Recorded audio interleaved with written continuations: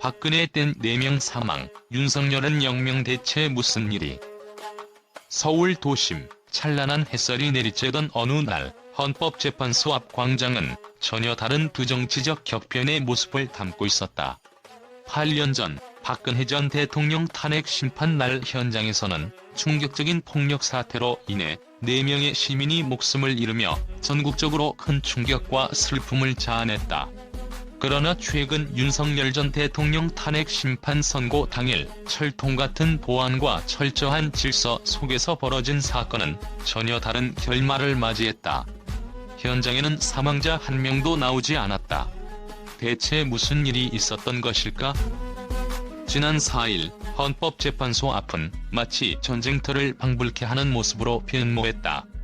160여 대의 경찰 버스와 20여 대의 차벽 트럭 그리고 2만여 명이 넘는 경호 요원들이 헌재 주변 150m를 진공 상태로 만들며 집회와 시위를 철저히 차단했다.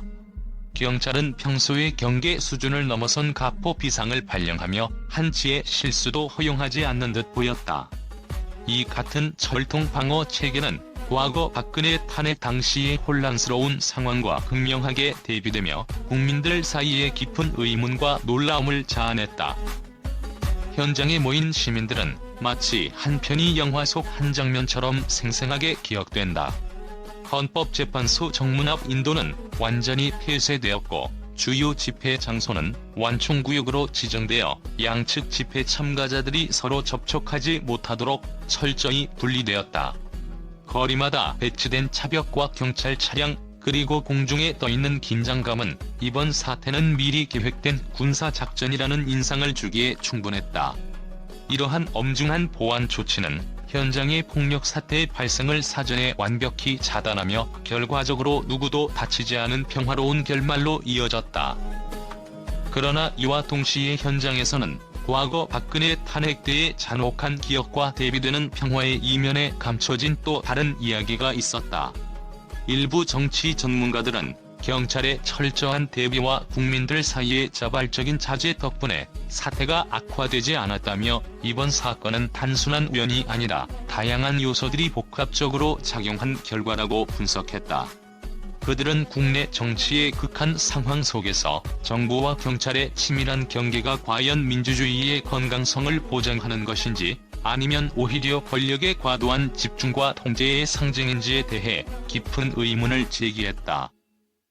현장에 취재진과 시민들이 모여드는 가운데 일부 목격자들은 공포와 긴장이 동시에 감돌던 그 순간 모두가 평화의 소중함을 다시 한번 깨달았다는 의견을 내놓았다. 한 목격자는 폭력이 터지기 직전 한 무리의 시위대가 서로를 제지하며 우리는 우리 스스로를 지켜야 한다고 외치는 모습이 인상 깊었다며 이런 모습이 오늘의 평화를 이끌어낸 결정적 요인이라고 전했다. 또 다른 전문가들은 박근혜 탄핵 때의 혼란과 비교하면 윤석열 탄핵 심판 날은 체계적인 준비와 국민들의 자발적 자제 그리고 정치권의 일시적인 승복이 복합적으로 작용한 결과라고 평가했다. 그들은 정치적 긴장이 극에 달하는 상황에서도 과도한 폭력 사태를 막아낸 것은 경찰과 사회 각계의 노력이 있었기에 가능했다고 강조했다. 하지만 이번 사건은 단순한 성공 사례로만 볼 수 없다. 일부 비평가들은 정부가 이번 사건을 계기로 비상체계를 남용할 위험이 있다며 과도한 경계 조치는 앞으로 민주주의의 기본권을 위축시킬 수도 있다라는 우려를 표명하기도 했다. 이와 함께 현장에서 목격된 일부 극우 성향의 목소리와 발언들은 정치적 분열과 불신의 씨앗을 남겼으며 앞으로의 정치 상황에 대한 불확실성을 더욱 가중시킬 것으로 보인다. 이처럼 박근혜 전 대통령 탄핵 당시 4명의 사망이라는 충격적인 비극과 달리 윤석열 전 대통령 탄핵 심판 날은 철저한 준비와 치밀한 계획 속에서 누구도 다치지 않은 평화로운 결말을 맞이했다. 그러나 그 이면에는 권력, 통제, 그리고 민주주의에 대한 근본적인 물음이 자리 잡고 있다.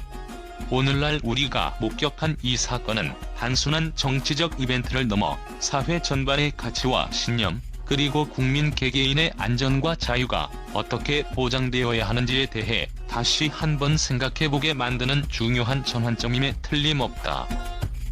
국제 언론은 이번 사건에 대해 충격과 경악을 금치 못하며 그 반응이 전 세계적으로 폭발적인 관심을 불러일으켰다. 미국의 주요 뉴스 채널은 한국 정치의 극한 상황이 마치 한 편의 스릴러 영화처럼 전개됐다며 경찰의 철통 방어와 군사 작전에 준하는 보안 체계를 두고 현대 사회에서 보기 드문 과도한 국가안전 조치라고 평했다. 이와 함께 영국의 유명 신문은 과거 박근혜 전 대통령 탄핵 당시 4명이 사망한 비극과 달리 이번 사건은 충격적인 평화 유지의 결과를 낳았다며 어떻게 이렇게 엄격한 보안 조치가 폭력 사태를 완벽히 차단할 수 있었는지 의문이라는 분석을 내놓았다.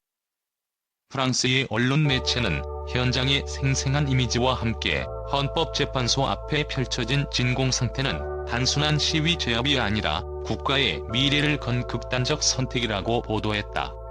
보안 차량과 경찰 인력이 일제히 배치된 모습은 한 국가의 안보를 위해 얼마만큼의 희생과 준비가 필요한지를 여실히 보여준다며 이번 사건이 단순히 국내 정치 이슈에 그치지 않고 국제사회의 경종을 울리는 신호탄임을 강조했다.